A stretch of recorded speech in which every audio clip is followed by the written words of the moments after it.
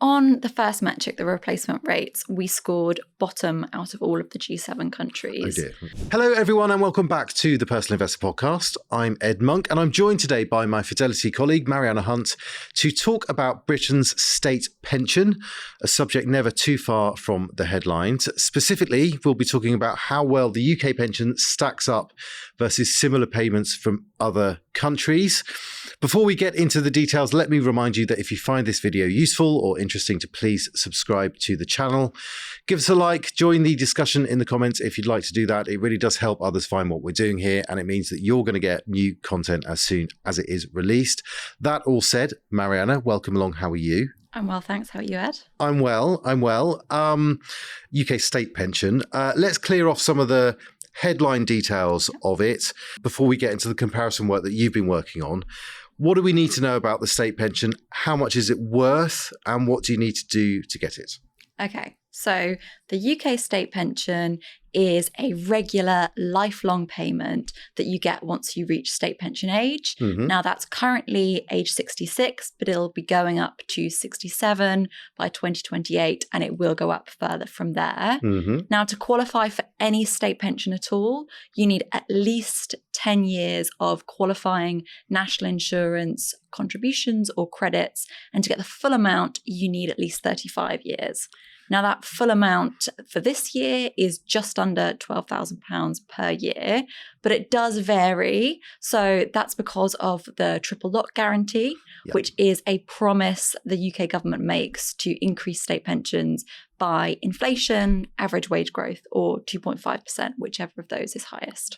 Yeah, we're going to come back to triple lock a bit later on in the conversation because it's always a very newsworthy topic. And we should also say here, right, that what we're talking about and what you've outlined there is what is sometimes called the new state pension. It's not that new anymore. Basically, it's the state pension that's been in place since April 2016. Anyone retiring after that point, and obviously including anyone that retires now, is going to get that new state pension and that new system.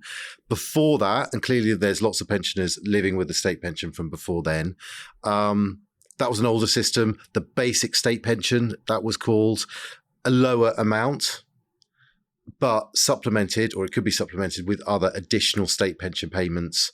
And because I always get corrected, whenever we talk about state pension, people will often say this to me, that can be worth technically more sometimes, but often less, right, than the new state pension system that we're talking about.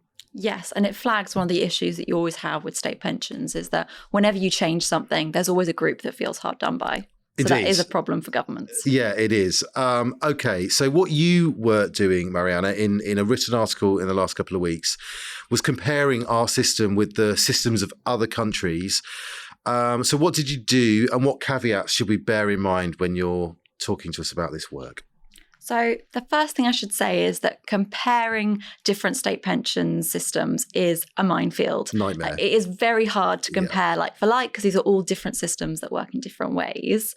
Having said that, what I did was I took 3 key metrics to define the generosity of a state pension and looked at all the G7 countries based on those factors. Yeah, and G7, just the large economies, basically, kind of comparable places around the world. Exactly. So the 3 metrics were, number 1, we looked at gross replacement rates for an average worker. So that is the state pension amount in each country compared with an average working salary. Yeah. So a gross replacement rate of 60% would mean that the state pension on average covers around 60% of your working salary. Okay. And those are the OECD numbers from 2023. Then the second thing I looked at was the average number of years that you might receive the state pension. So for that, I compared the state pension age in each country with average life expectancy at age 65 in each country to calculate how many years you might be receiving that state pension. Yeah, and so that measure kind of a function of, when you get it, but also life expectancy in those countries. Yeah, of course. Exactly. Fine. And then the third thing was we looked at how much each country spends on old age pensions as a percentage of GDP. Okay. Let's take, if you don't mind, those first 2 measures that you mentioned there, the replacement rate and then how long you might receive it for. How does the UK stack up on those measures? So on the first metric, the replacement rates, we scored bottom out of all of the G7 countries. Oh dear. So in the UK, the average person can expect the state pension to provide them with around 22% of their working salary. So that's less than a quarter of your working salary that you're getting by the state pension. Now let's compare that with, say, France, where you're getting more than half of your working salary via the state pension. And in Italy, it's more than 3/4. That is a huge difference. Yes, yeah, and we're gonna look at the side-by-side comparisons in a second. That final measure you talk about, the percentage of GDP that a country spends on its old age pensions. Why is that an important measure in this conversation? And then again, how does the UK stack up? Yeah, absolutely. And we should just cover metric number 2 first, which was the number of years that you might receive the state pension. So on that, we scored again poorly. So it was second from bottom on that metric. So we were just above the US. And so in the UK, if someone born in 1960 could expect to live another 20 years after they start receiving the state pension, whereas in France, people are living on average 27 years while receiving the state pension. So that's another 7 whole years of state pension payments in France compared with the UK.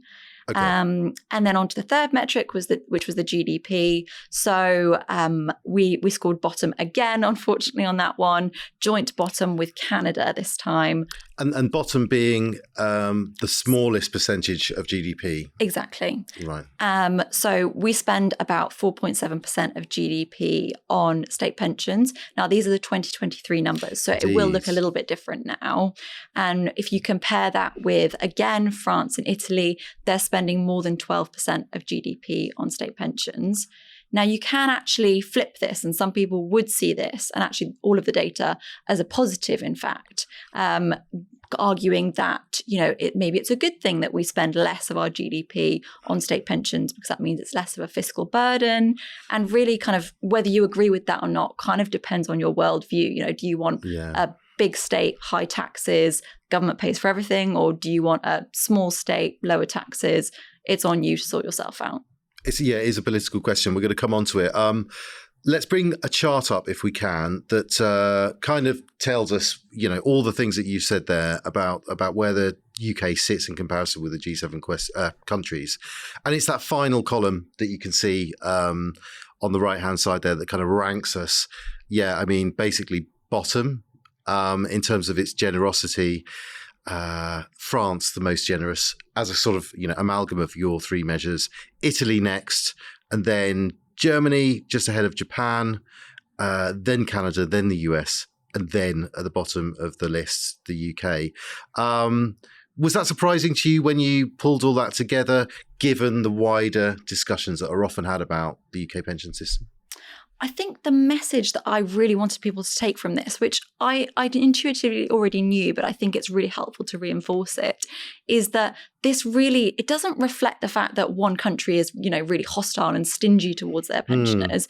It more reflects the fact that these are different systems and the responsibility of saving for retirement is placed in different areas in different countries. So in the UK, for example, the onus of saving for retirement is very much on individuals. Yeah. So we need to be saving via workplace pensions, private savings, and really the state pension is more of a backstop. Whereas in France and Italy, you're going to be contributing more to the state pension while you're working, but then that will be the thing that you live off in retirement. So you will be relying on the state pension in those countries. Whereas here, hopefully people don't think they will be relying on the state pension. Yeah, because an important factor in all of this, which you flag in your written article, and I'm sure viewers and listeners would have clocked this as well, none of this takes account of what citizens themselves pay in. You've outlined that we have this system of national insurance contributions, but it's really hard, isn't it, without knowing exactly the specifics of every system, to know what people are paying in to get those potentially larger state pensions at the end of it, right? Exactly. So in the UK, we're generally contributing towards state pensions via national insurance, as you say, which is about 8% on earnings over around £12,000 and then 2% on earnings over about 50 grand. Sort of maps onto the basic rate for tax, not quite, almost. Yes. Annoyingly close, basically, but not quite. Whereas, say in Italy, you're probably contributing more like 10 to 11% of your salary towards social security benefits, including state pensions. Yeah. So it's also a question of contributions. And one thing that I didn't look at in this, because it is very hard to compare, but it's very relevant, is how increases to the state pension are calculated. Now, actually, in the UK, we have quite a generous system of upratings with the triple lock, whereas in other countries, you might only increase the state pension by inflation or wage growth. So over time, the UK state pension might start to look more generous. Yeah, look, I think this work is really, really interesting because that debate that goes on in the UK about state pension, there's a sense often that there's a sort of intergenerational unfairness with how the state pension operates, and it's taking up an increasing amount of kind of the public purse, which is true. It's going up. And actually, probably in the years since these numbers were done, probably these numbers have changed. The UK pension does get more generous with the triple lock. However, it's from a low base, isn't it? Look at what we're spending overall as a kind of portion of the overall pot. It's low, but also those replacement rates are low. And that's important context, isn't it? When we have these political discussions about intergenerational unfairness, what's a kind of fair deal for everybody? Yes, the triple lock increases it by a lot, but you've got to look at the bigger picture. Yes, although having said that, 5% of GDP is still a very large amount. So it's about £140 billion per year that we spend on state pensions. Yeah. And as you've said, it will be going up with the triple lock and the fact that we've got an aging population, so fewer working people paying for a larger cohort of pensioners. And all of that means that the government has a big challenge on its hands to deal with this kind of ballooning state pension costs. Yeah. And there are a couple of things that it could look at here. So the first one would be to continue increasing state pension ages.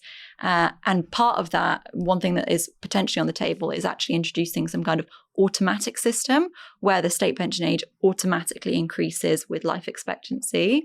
So there are countries like Denmark that have done this. Yeah. And actually it's meant that the state pension age has gone up very rapidly. So Denmark is going up to age 70. So that could be very unpopular with people. Yeah. Another thing would be that they could look to remove or reduce the triple lock guarantee. Current government said it won't do that, but who knows, anything could be on the table. And then a third option could potentially be to start means testing the state pension. Yeah. Not a very popular thing to do. It's something that happens in Australia, but all of this reflects the fact that state pensions are such a political hot potato and it's very difficult to change anything. Yeah, well, and some of those changes would be pretty seismic, wouldn't they? I mean, on the means testing, there are means tested elements to the welfare system, things like pension credit, right? But there is, I think, been a sort of underpinning principle that the state pension is a universal benefit that people get. I just wanted to say a few things about the triple lock. I've looked at the triple lock a lot over the years as well. We're told how unaffordable it is and the cost is going up. And when you see those comparisons of how much state pension has risen versus wages and even versus inflation, because it's always rising by the higher of those measures and of 2.5% as well, it kind of has a ratcheting effect, and it gets higher and higher and higher. And I think it's also true to say we've actually seen in the past few years, past 5 years, we had a big sort of inflation shock, and due to the war in Ukraine primarily, and the state pension rose by a large amount, 10% one year, more than 10%. Now, in reality, what happened was wages in the wider economy sort of began to catch up over the next few years, and they were consistently high. They've been high, the annual wage growth figures, to kind of catch up to that inflation.